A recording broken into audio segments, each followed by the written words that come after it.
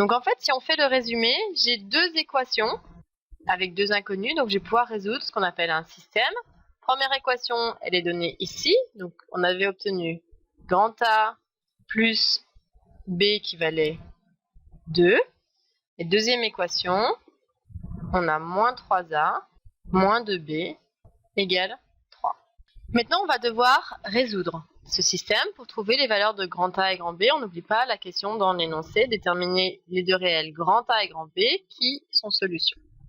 Donc pour résoudre un tel système, en fait deux manières de faire, soit par substitution, soit par combinaison linéaire.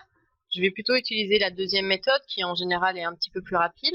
Donc on essaie de voir si ces deux équations ont déjà un coefficient qui est commun, c'est-à-dire qu'ici on a A et moins 3A et on a B et on a moins 2B. Donc on n'a pas de choses communes.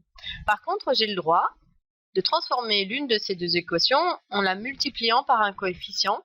Ça ne la changera pas tant que je respecte bien le fait que si je le fais à gauche, je suis obligée de le faire à droite. Et ensuite, on va s'amuser soit à soustraire, soit à ajouter les deux équations. Par exemple, je décide d'éliminer B. Donc ici, je vois, j'ai un coefficient pour B qui est de moins 2B. Et ici, j'ai un coefficient pour B qui est de plus 1B.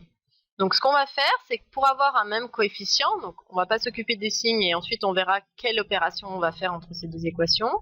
Ici, on va multiplier la première par 2. C'est-à-dire que tout le monde va être transformé.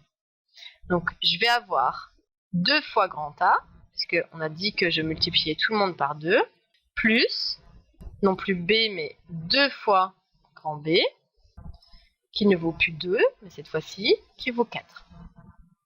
Je recopie la deuxième pour qu'on voit ce qui va se passer.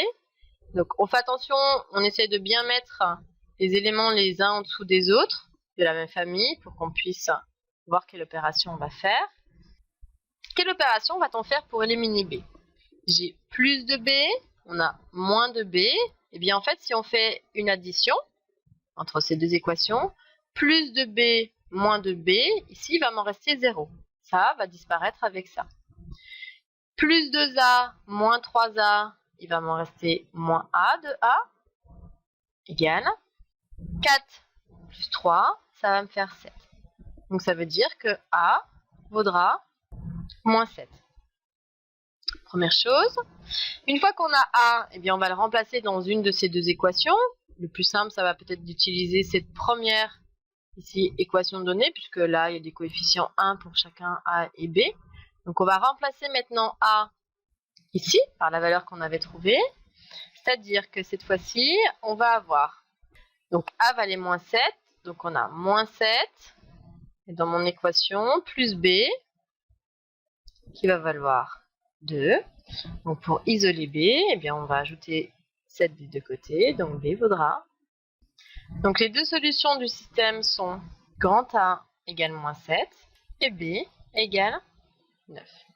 Si on veut vraiment répondre complètement à la question, eh bien ce serait de conclure par rapport à la forme de y de t. Donc ça va vouloir dire que y de t vaudra, je remplace la valeur de grand A, donc grand A valait moins 7, fois exponentielle, donc c'est la formule qui est ici, je vous redis, fois exponentielle de moins 3t, et ensuite plus 9 fois exponentielle de moins 2t. Et donc on a trouvé la forme finale de y, vérifiant les deux conditions, y de 0 égale 2 et y' de 0 égale 3.